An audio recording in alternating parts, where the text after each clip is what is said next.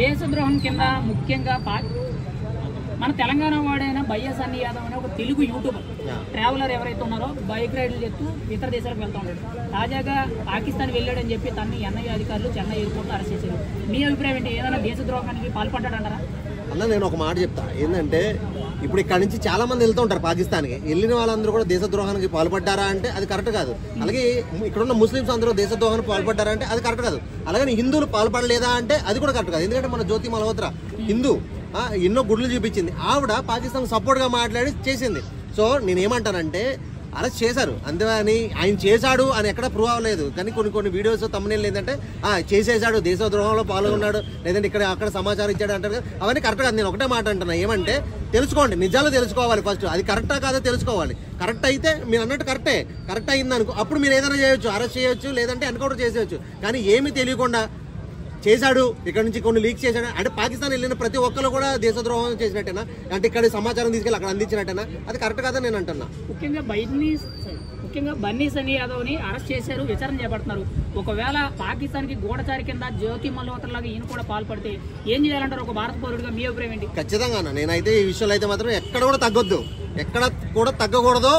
ఖచ్చితంగా లైఫ్ అంటే అతను బతుకున్నంతకాలం జైల్లో పడేయాలా, లేదంటే తీసుకెళ్లి ఎన్కౌంటర్ అనేది చేయాలి. ఎందుకంటే ఇది మళ్ళీ రిపీట్ కాకుండా ఉండాలి. సో ఆయన బయట తీసుకొచ్చినా కానీ, వదిలేసిన ఒక 1 year 2 years లోపల పెట్టి బయటకు పంపించినా కానీ రేపన్న రోజు మళ్ళీ ఇంకో ఇలాంటి ఘటన పాల్పడతాడు. అప్పుడు ఇంకెంతమంది చనిపోవాల్సి వస్తుంది. కాబట్టి ఇలాంటి దేశానికి ద్రోహం చేసే వాళ్ళకి కానీ ఖచ్చితంగా మరణ శిక్ష అనేది డెఫినెట్గా ఉండాలి, లేదా లైఫ్ లాంగ్ అనే జైల్లోనే ఉంచాలి, కానీ బయటకు మాత్రం వదలకూడదు. గతంలో ఇదే వైఎస్ అన్ని యాదవ్ మీద సిపి సజ్జనార్ గారు, మన మాజీ సిపి సజ్జనార్ గారు ప్రత్యేకించి కేసు పెట్టి బెట్టింగ్ యాప్ను ప్రమోట్ చేస్తున్నారు, దానివల్ల చాలా మంది ఆర్థికంగా నష్టపోతున్నారు, ప్రాణాలు కోల్పోతున్నారు అని చెప్పి కేసు ఫైల్ చేశారు. మరి అటువంటి వ్యక్తి మీద ఇటువంటి ఆరోపణలు రావడం అనేది ఎలా భావిస్తున్నారు మీరు? ఖచ్చితంగా బెట్టింగ్ యాప్ అనేది పెద్ద హీరోలు చేశారు.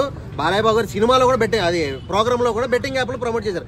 అలా అని చెప్పేసి దానికి దీనికి లింక్ పెడతాం, అది కరెక్ట్ కాదు. First of all betting app అనేది ఎంతో మంది ప్రమోట్ చేశారు. అప్పుడు అది ఇప్పుడు నిజంగానే బెట్టింగ్ యాప్ వల్ల అంత ప్రాబ్లం అంటే అది గవర్నమెంట్ ఆఫ్ చేయాలి. సో అది ఆఫ్ చేయలేదు.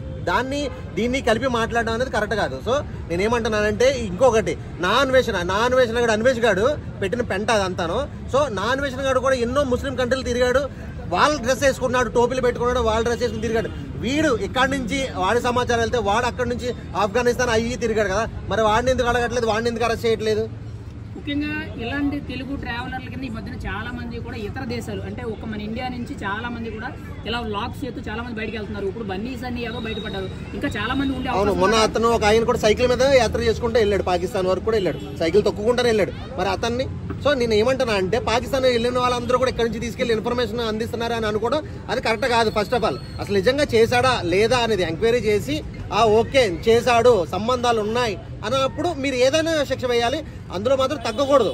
శిక్ష ఎలా ఉండాలంటే ఇలాంటి పని ఇంకొకటి చెయ్యాలంటే భయం పుట్టే విధంగా ఉండాలి శిక్ష. సో అది నేను అంటున్నా. తప్పలేదన్నా, ఎందుకంటే డౌట్ వచ్చింది కాబట్టి అరెస్ట్ చేశారు. సో అది నిజమా కాదనేది క్లారిటీ ఒకటి తీసుకుంటే సరిపోతుంది.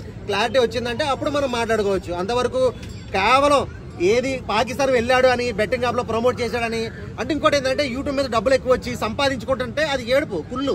కొంతమంది ఇది ఏంటంటే ఈడు బాగా సంపాదించేసుకుంటున్నాడు, డబ్బులు వస్తున్నాయి, లక్షల బండ్లు వేసుకుని తిరుగుతున్నాడు, కోట్లు సంపాదిస్తున్నాడు అని ఒక కుళ్ళితో చేస్తున్నాడు. మరి సైకిల్ మీద వెళ్తున్న అతను పాకిస్తాన్ వెళ్ళాడు కదా, మరి అతను ఎందుకు అరెస్ట్ చేయలేదు నేను అడుగుతున్నా. సో ఇది కరెక్ట్ కాదు. నిజాలు తెలుసుకున్న తర్వాత మనం మాట్లాడుకోవాలి ఏదైనా సరే. అప్పటి వరకు మనం ఏమీ ఎక్కువ తక్కువ మాట్లాడకుండా ఉంటే మంచిదని నేను అంటున్నా. ఓకే.